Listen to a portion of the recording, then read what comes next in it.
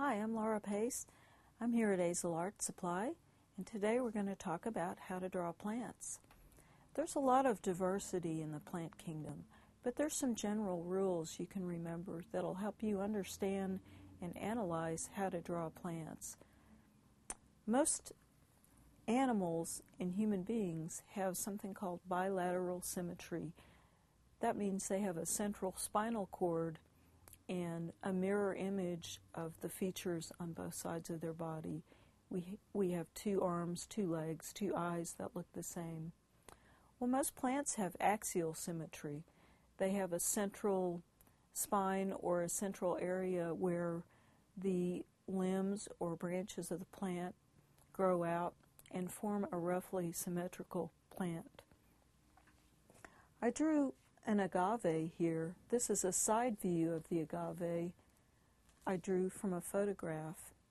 But if we were to look from the top down at that agave plant, you could see from this dot in the center, the agave leaves grow out and form a somewhat symmetrical circular form.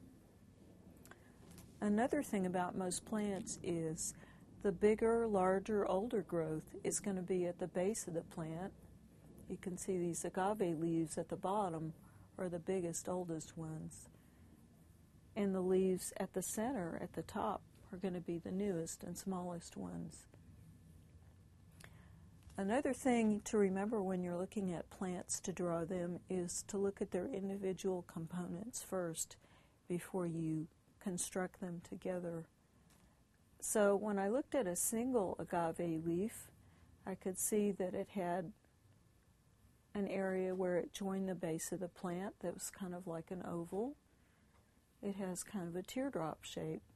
It's white and fleshy at the bottom, has kind of a bowl shape that helps it retain moisture, grows out to a point. After you've drawn in the general shape of your plant, you want to go back in and give it some more details. So in this agave leaf, I drew in the ribs and veins of this plant that go the length of the plant. And I also noticed it has a little ridge of teeth on the edge of each leaf. Here's another page of plant drawings I did.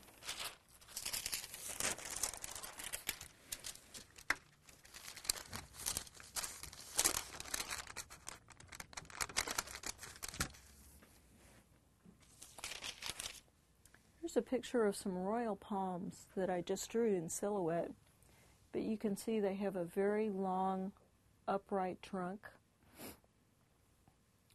And although each one is different, they all have a similar shape. The older growth of these palm trees falls down in a cluster at the bottom of the crown of the tree and gather around the tree. These are the old palm leaves that are brown and dried up. The mature leaves kind of stick out from the side, and the newer young growth is upright at the top. Each individual leaf makes kind of a fan shape. So they grow from the central axis and have slim leaves that come out from the center stem. And their outside shape makes a fan-shaped arc. Now here's a picture of a pine tree. It also has a really long, straight, central trunk. The branches grow out almost horizontally. And when we look at a pine tree or any other kind of tree from a distance, we're not going to see its individual leaves or pine needles.